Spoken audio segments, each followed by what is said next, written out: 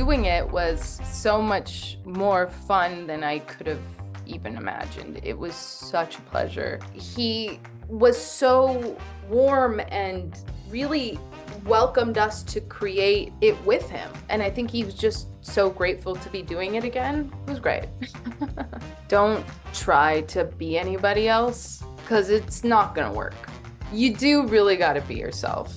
All right. Hello, everyone. Welcome back to Real Conversations. I'm Dustin Richardson from the Burbank International Film Festival. Today, I am thrilled to be speaking with Jess Salgueiro, a talented actress from shows such as Frasier on Paramount+, Monarch Legacy of Monsters, The Boys, and many more. Jess, thank you so much for joining me today. How are you? I'm good. I'm so happy to be here. Great. I'm so happy to be talking with you, and I really just want to tell you, I loved Frasier's return. I mean, I absolutely loved it. Yay! And yes, and just the amount of respect the show gives everything that came before it, and there's so much that came before it, obviously. It's just so perfect. It's so touching. And the best word to describe it is just, it's refreshing to have a show like this humor like this, characters like this. I mean, we needed this, and I loved it. And a shout out to you and Jack and Anders and the rest of the new cast members. I mean, you guys are simply incredible. From Aw. episode 1, I loved all of you so much, and that's so hard to do, especially with a show as iconic as Frasier. I mean, he's one of the most iconic characters in television, and for you guys to show up and just, you were magic with him. I loved it. So congratulations on everything, and thank you just for all your hard work. Thank you so much. Thank you. That is literally the best compliment, especially when people have been fans of the original. When they're happy with what we did, it means the world. Because obviously you don't want to take something that's so beloved and, you know, taint the legacy of it somehow. You like, we were very conscious of that, and the writers were really conscious of that. It helped that obviously we have Kelsey, who's going to be, you know, a kind of temperature check for us all the time. But yeah, I'm so happy when the original fans are happy with what we did. Yes, well, yeah, I loved it. And so many other shows have kind of tried to return in various ways, but you guys, you're at the top. I mean, it was perfect. I loved it. So thank you. Thank you. And I can't wait for season 2. I'm waiting eagerly to hear that that's happening. So Me too. you too, yeah. It better happen because we need Frasier for another 10 years if we can. I've heard it from a few people that have said this is what we needed right now. And I didn't appreciate it completely until we were almost done filming, because people kept being like, oh, this is so nostalgic, but in a good way. Like, because we did it in front of a live audience. And a lot of shows aren't doing that anymore. Especially since COVID, most multi-cams don't have a live audience anymore. And we were the only ones filming in LA with an audience at the time. So yeah, there was just, I just could feel everybody was like, this feels like a security blanket. Like, it feels comforting to watch a character that we know well going on a new adventure, but it just all feels very like nice and safe and warm and fuzzy. And I didn't appreciate how important that feeling can be until I don't know, until it started to come out, especially, and I'd see people's reactions, but I also appreciated it. I was like, oh yeah, it is really nice to see something you're so familiar with. It felt right. I think that was part of it too, where it didn't feel like they were trying to update it anyway. We weren't exposed to a lot of modern things, or like we didn't see Frasier playing around on his cell phone all the time. Like I was actually worried about that. I was like, I just want it to feel, I want it to still feel like the 90s, early 2000s. And they did that. They captured that. Oh, I'm so happy to hear that. Awesome. Eve is such a fun character. I mean, you have such great comedic timing, and you get to go head to head with Kelsey Grammer, of course, work with the legendary James Burrows, who's been with Frasier since Cheers. I mean, that's amazing too. And this was like your first time being on a multi-cam show. And like you said, with a live studio audience. So could you tell me a little bit about, like, what was this journey like getting cast and then ultimately making this? Most of the time I've been living in Toronto, Canada. I'm Canadian. And so when Awesome. the audition came, I was in Toronto and did a self-tape. And I remember getting the email and I was like, Frasier reboot? And I was like, this is a total shot in the dark. Like, I've never done multicam.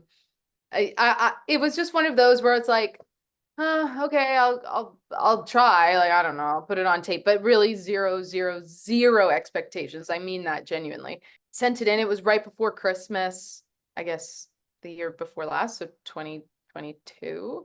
That's crazy to say. And then didn't hear anything. It was Christmas, so everything closes anyway. And the first week of January, I happened to be in LA just on a trip, just like to see friends and just to go somewhere sunny for a bit. And my manager was like, they want you for a callback.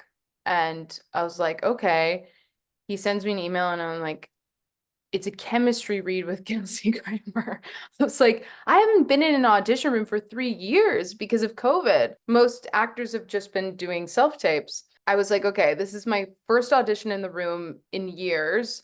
And it's not just an audition, it's a chemistry read in front of James Burrows with Kelsey Grammer on the Paramount lot, which is already intimidating. Like any actor I know, going onto a studio lot is intimidating. It can be very inspiring, but it's deeply intimidating because you feel the history, you feel, well, you're also like often walking between trailers, there's stuff being shot. It's just like, whoa, I'm in Hollywood, especially coming from Canada. Like, I'm not used to seeing studio lots all over the place, you know? So anyway, went to my callback. I was told before by the casting director, they're not gonna laugh. So like be prepared. It's gonna be really quiet in the room. No one's gonna laugh. I'm like, okay. So I like go, I'm waiting in this like little room with a bunch of girls who are like my competition, classic waiting room. And that energy is just like the worst. I hate waiting rooms because then you start to second guess yourself. You're like, oh, she wore pink. I should have worn pink. Or like, she put her hair up. What was I thinking? I should have worn my hair in a ponytail. You second guess everything. But I still kind of had this energy of, I didn't really think I was really in contention. Like I kind of was just going through the motions. I was still nervous, but I wasn't like, this is my part. I was kind of like, wow, this is crazy. But whatever, I'm here. I happen to be in LA. This is great timing. Whatever. So anyway, I go in the room. Kelsey is super polite, like lovely, standing beside me. He's like, hi, I'm Kelsey. I'm like, hello. No small talk. They're like, scene one, do the first scene. They laughed a bit. I was like, great. Okay. And then no redirect. Scene two, finished. No redirect. They laughed. I was like, okay. And they're like, thank you. Bye. That was it. It was just like, no one really asked me any questions. No one redirected me, but I still felt good because they laughed. I didn't think they would. So Yeah. I left being like, okay, I did my job. And as an actor, after a while, you realize that's really all you can do. Like, it's the only thing you have control over is doing the job. And like, you know, having control enough over your instrument that you don't let your nerves take over, you know, staying focused, having your lines, staying focused on your scene partner. And so in that way, I was like, I did my job. I was professional. Great. And just kind of left feeling good, but not like, I definitely got that or anything. And then, yeah, a week later, so I was already back in Canada and they were like, yeah, you're in the mix. Like, essentially you're network testing, which just means they're at that point, they're just sending your audition to the network. And yeah, and then like a week after that, I got it. And it was like, I was very like, by that point, I was like, okay, this is mine to lose now. Like when you get that close, you're like, okay, this is possibly real. You're starting to imagine like the next couple months of your life or whatever, years, who knows. But yeah, it was such a like kind of strange, surprising, lovely sequence of events. And it was mostly just because like I wasn't grasping so tightly at it. those are the worst when you, and which I've been there on many things where you're like, I need this one. This is mine. This is mine. I fortunately didn't feel that pressure. So maybe that's what helped me perform better. Who knows? But yeah. That's that. So the stars aligned. That's Yeah, the start awesome. line. Yeah. Very, very fortunate. And then doing it was so much more fun than I could have even imagined. It was such a pleasure. Also, because I'd never, again, never done this format, I didn't know what to expect. And it felt so much more like theater than like TV. And I had done a lot of theater in my early career. So it felt familiar and thrilling in a way that I hadn't anticipated. And yeah, it was so much fun. I watched some of the behind the scenes videos they put on Paramount Plus. One of them was you actually giving a set tour, which was really fun. And Hmm.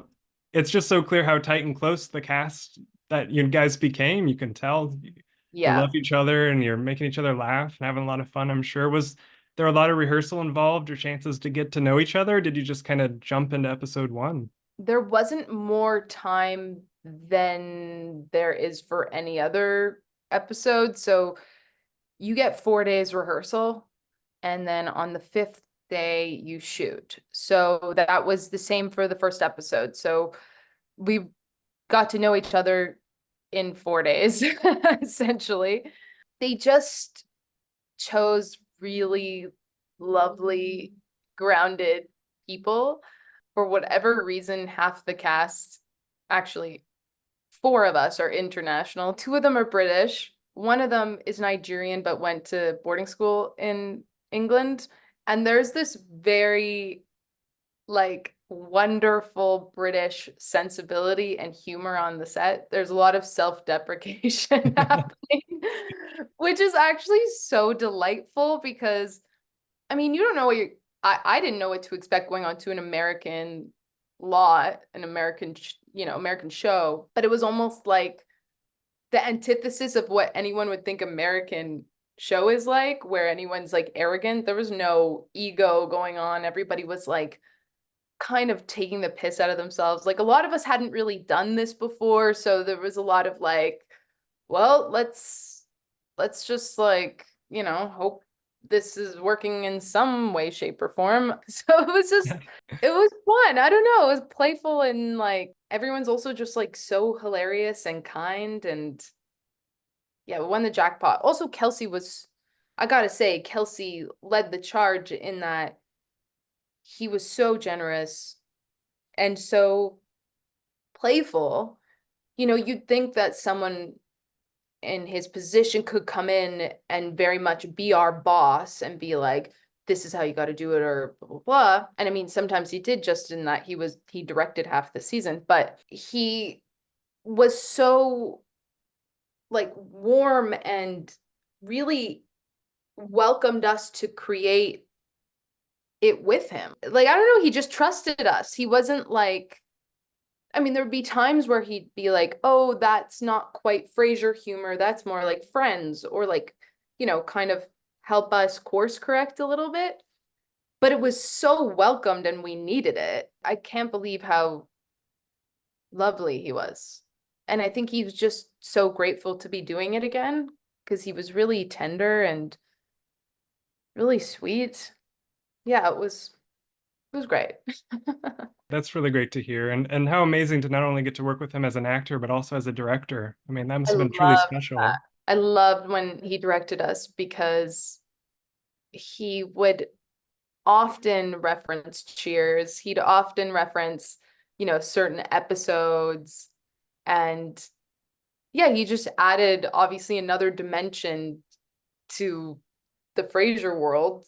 Yeah, it was really fun.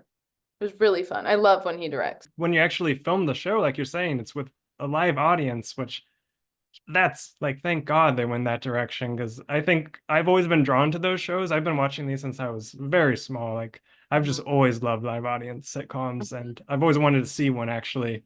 get taped, because it must be so amazing, that energy, because you feel that even at home. And I think that's part of it, is you feel these actors were there, they were doing it, and they could feel the energy from themselves, from the audience. Yeah, and one thing I didn't think about until doing it is like it really helps craft your character, especially when you're starting new. You're introducing a new character onto a fresh kind of new-ish show. You're still trying to figure out what works and what doesn't, and what's funny and what's not. And there'd be things where I'm like, oh, they're laughing when I'm a bit sassy, or like, and I'm like, oh, I might lean into that, or you know, that look on my face doesn't work because they can't see that. Like I have to be bigger, or I'm being too big and I have to be smaller, or whatever it is. It really helps you refine it. And it also helped the writers figure it out too. Because when we started, they didn't completely know who these new characters were yet. And until they cast it and they see the actor living it, then they start to, get a more of a sense of who it is. So it was really cool. It was just such a fun way to create. And the audience is integral to it. I can't imagine doing a comedy like that now without an audience. It would be so weird. It'd be excruciating because you don't know what's funny. Yeah. You might think it's coming across funny, but you need the laughs or the void of laughs. Yeah, then all right, cut. Thank you. Yeah, exactly. James Burrows, he directed some as well, right? Yeah, he was, I mean, talk about intimidating. Not that he's lovely, but just his body of work is intimidating, and he's a legend. And I had to I had to really like not be super starstruck, and it was definitely a challenge for me. I was like, okay, just focus, like focus on the work. It's okay. Because yeah, he's done so many things. He's iconic. He's directed more episodes of television than anyone on the planet. So Yeah, that's amazing. Once again, just kudos to you and everyone who joined, because there's a lot of like really popular shows that it takes the actors like a couple seasons to kind of find their actor. And then as an audience, you kind of feel that. It's like, oh, they really got into character by season 3. And you and everybody, I mean, episode 1, I felt like you were at that level. It was really oh my amazing. gosh, thank you. By the end of the season, we all were like, oh my gosh, we were feeling like, oh, we found it more so now. I wish we had more episodes now. Like we're like, oh, let's do 10 more now that we're really in our, we're really in the vibe. But 10 episodes is generally how streaming works nowadays. So Which is kind of yeah, strange because I wanted it to be a full, like the 22 I know. episode. I mean, the Christmas So episode did was we. amazing, but it's like, wait, don't go. You just got here. Aw. Yeah, hopefully we can do more. There's a specific scene with you that was one of Mhm. my favorites of the whole season. I just want to bring it up to you. It was in episode 4, Trivial Pursuits. And I love how Eve has this positive energy to her, even though, as we learned, I mean, she's dealing with the death of her boyfriend, the father of her child, and his name was Adam and Eve, and I love that. I thought about that for weeks after. It's like, what a perfect line, what a perfect thing for her character. But you have this beautiful conversation with Kelsey as Frasier. You have this little heart to heart about losing a loved one who's in that position, like a firefighter or a police officer, being afraid, and Frasier Mhm. really opens up to your character in that moment and brings up Marty and Niles. And I mean, this little moment captured like the whole history of everything, even Cheers with being at the bar with you. And I just thought that was such a beautiful and fantastic scene. It must have been very special to perform with him. It really, really was. Especially because, like I said, Kelsey was so tender. And even in rehearsal, like he would feel it. Like he's not acting. Like when he's teared up on the show, those are not fake tears. Like he is that kind of emotionally available. Also, the bar is named after John Mahoney, who played Frasier's father, and he has since passed away. And there was something about being there, talking about his father passing, but also being very conscious that the actor has as well, who's obviously very close with Kelsey. Yeah, that you could just feel it was, yeah, it was like this special kind of spirit kind of comes into the room when that happens. And yeah, it was really special, and I was really grateful to the writers that they gave our characters that. And in a way, a lot of the season has to do with grief. Like, I mean, it comes back in the Christmas episode where both, Frasier and Eve they're missing their loved ones. Yeah. It's, yeah, it's really sweet. It's really sad and really sweet. Yeah, and those moments, like you said, these moments of grief, those were kind of the moments I really took to heart. I mean, I loved the whole show's hilarious and I loved all the jokes and the bits, but even like the very first episode when Frasier and Freddie they finally get to talk about Marty and the funeral, it's just like, you couldn't do that. Literally, you could not do that type of nostalgia and that type of emotion with anybody else, any other characters, because Mhm. of of the history of Frasier. I mean, it's You're so, remarkable. that's so true, actually. Yeah, I hadn't quite thought about it that way, but yeah, that's something really special. You kind of have to earn to be able to be that heartbreaking on a comedy, and Frasier's definitely earned it. So yeah. And I also want to add, I mean, near the end of that scene, you get to say the famous line, "I'm listening," which how cool, how cool. It's pretty cool. It's pretty cool. It really is. Yeah, that was great. I loved that Yeah. part. It was like, yes, that was just a perfect scene, an absolutely perfect scene. And then it ends with you saying that. My goodness. Yeah. Aw. And the show's so funny too, and it balances that. I mean, anytime I watch a show like this, I always wonder, it's like, how do these actors ever manage to get through a whole episode without Oh, laughing? cracking up? Yeah, without laughing. So I'd imagine there must be a lot of bloopers and fits of laughter the audience never gets to see. For some reason, it's funny. I break a lot on sets generally, like from laughter. Like I'm pretty notorious for it. Um, but for some reason, having the audience sometimes somehow makes it a bit easier because because they laugh, you kind of feel this release. But sometimes when I've been on comedies that are single cam and no one's laughing at a joke, I feel it like well up in my body. I'm like, I'm gonna it needs to be released and it's gonna be released through me. But I feel like for some reason with an audience, them laughing kind of helps relieve my desire to laugh. But I did break. There was once I did break, and it was I think it's episode 5. It's when Freddie and Eve are trying to teach David how to flirt with girls. So how it works on shoot day is we'll film a scene, and often once we cut, there'll be, 10 minutes or so where the writers come in and they might give us alt lines, like different jokes. If the jokes didn't go over that well with the audience, or they want to try something, or they figured something out, or whatever. There was a scene where David's giving me pickup lines, and I'm just sort of reacting pretty, stone faced. But also, Freddie has like a buzzer and he's going like, no, no, like essentially being like, those are bad pickup lines. The writers gave Anders, the actor who plays David, they gave him a bunch of alt lines to say. And one of them was, and I didn't hear the line, so I didn't know what he was going to say.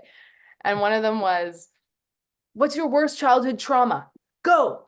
And for some reason, the way he was in my face going, go, I burst out laughing. Like I could not, I couldn't keep it together. And you know what's so fun about that, which you never get to see in the final product, is that the audience laughs so hard when an actor breaks.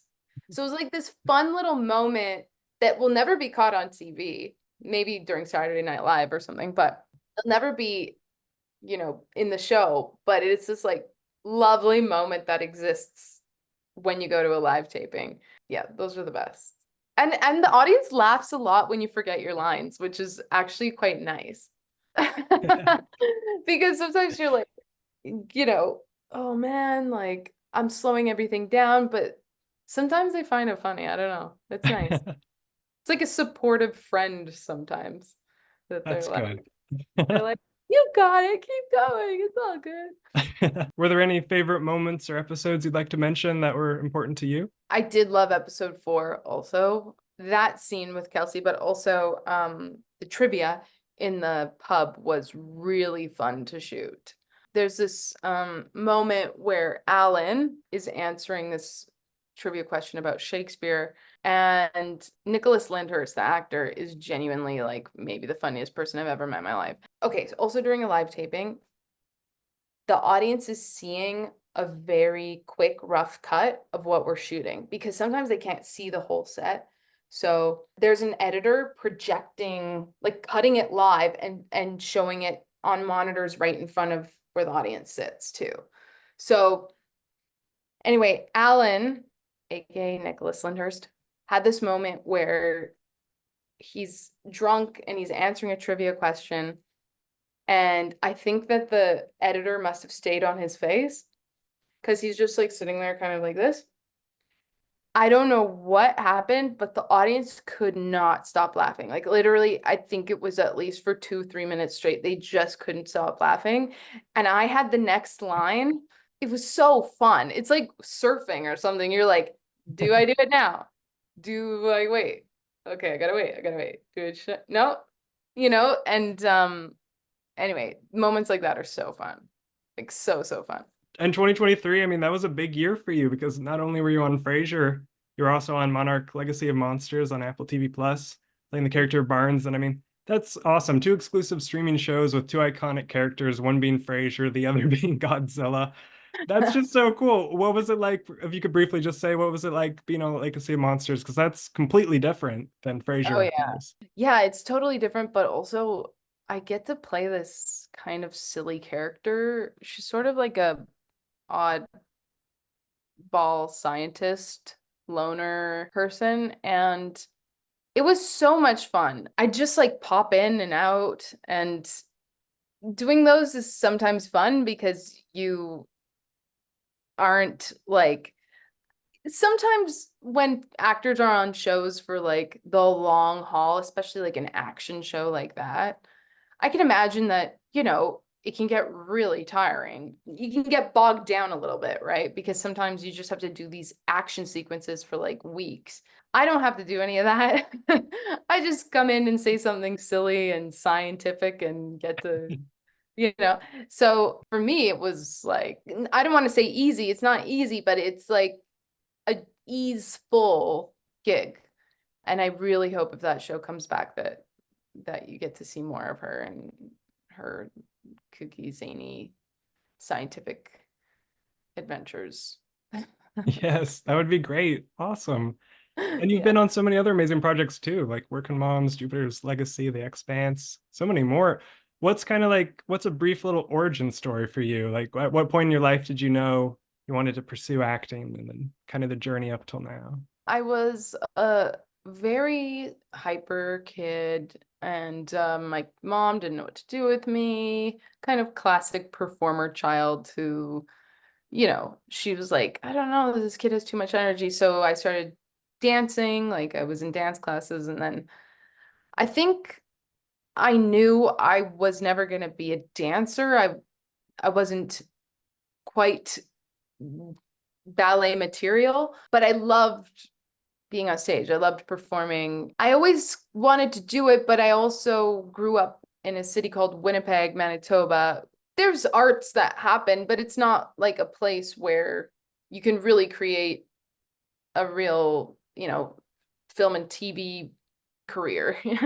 So I didn't know anyone in the business. I didn't know how would you ever go about trying to be an actor. So I was kind of gonna pursue something else. I was like in political science in university, and I was teaching dance, and one of the other dance teachers who's known me since I was a kid was like, you don't want to do this. You want to get out of here, don't you? Like you want to be an actor. And I was like, yeah. And she was like, go audition for a school in Toronto. If you get in, go. And I did, and I haven't really looked back since. And I feel really indebted to that teacher who said that to me, because I was 18, I think, and she just, I don't know if I would have done it if she hadn't said something to me. Like, she really was like, go do it. Like, this is kind of was like, this is your chance. Like, take it. And so you have no regrets. And yeah. So that was kind of, that's it. Other than acting, is there any other creative roles like you're interested in or you do, like writing or directing or anything? Yes, writing. I've written different things, written a play, written a couple, shorts, pilots, things like that. But yeah, I'd love to direct one day. That's definitely, I've directed theater. I've never directed film or TV, but I think that's something I'd definitely be interested in. Great. I love writing too. That's what I'm trying to work on. Yeah, right on. And are there any new projects like you're working on that you can share or would like to share before we go? I feel like everything's a bit too early days to talk too much about, Sure. but I'll come back and chat more Okay. when. Sounds good. We haven't seen the last of Jess. Good. Is there any advice you'd give any aspiring actors out there? Oh man. I would say don't try to be anybody else, because it's not gonna work. You do really got to be yourself. That looks like different things to different people, but anytime I tried to follow someone's footsteps too closely, or look more like somebody, or act more like somebody, it just fell flat because it wasn't authentic. So I would just say any kind of practice or training that facilitates you being yourself and having a unique voice is great. Anything that tries to make you bland and uniform, it's just, it's not gonna last, you know? So much of this job, the more and more I do it, I realize is so much about relaxation. Like, I feel like 95% of the job is relaxing. You have so many things and so many obstacles on set to make you stressed. Like, there's people around you, there's machinery, there's distractions all over the place, there's famous people, there's whatever. The more relaxed you can be, and that practice is different for everybody. Some people need a lot of preparation in order to be relaxed. Some people need to be meditating in order to relax. It can mean different things to different people. And I'd say you should find out what that is for you. Practice makes perfect. Like, I don't know, like, it's just hours doing it. And if you can't be on set because you're not booking, it's class, it's whatever it is. For me, there's no magic formula except just trying and failing and trying and practicing and being in a good community of people, hopefully in a class or something that you can do that with, it's everything. I mean, class, having like a good community of artists and other actors has saved me time and time again, where I might feel like rejected or just down or whatever, I didn't get that part, or I haven't booked in a long time, or whatever it is. It's like class can be such a salvation. Well, great. Thank you for sharing. That's all really good advice. Yeah. And just, hey, thank you so much for your time chatting with me today. I really hope to hear that Frasier's going to be back soon and it's on for many years. I hope you're on it for the whole run. And I wish you the best in everything, Jess. And Thank I'm you so never going much. to see you in more movies and shows, I'm sure of it. This was so great to get to talk to you before you're at the top of your game, winning Oscars, and no one will ever be able to talk to you again. So thank you. Thank you so much for your Thank time. you. Thank you. This was so good. Awesome. Yeah, I have the biggest respect for actors. I mean, you guys are so confident and brave and passionate in what you do. It's so important. It really is, especially nowadays. I mean, we've had some difficult years. It's so important to make art and tell these stories, make people laugh. I mean, really, thank you. What you do is Aw, so important. that's so sweet. I so appreciate that. And I'm really realizing how important comedy is nowadays. Thank you for watching the Burbank International Film Festival's Real Conversations. If you enjoyed this episode, please hit that like button and subscribe to our channel. We are the media capital of the world, and our festival has a lot to offer, so stick around to see more episodes and other festival content.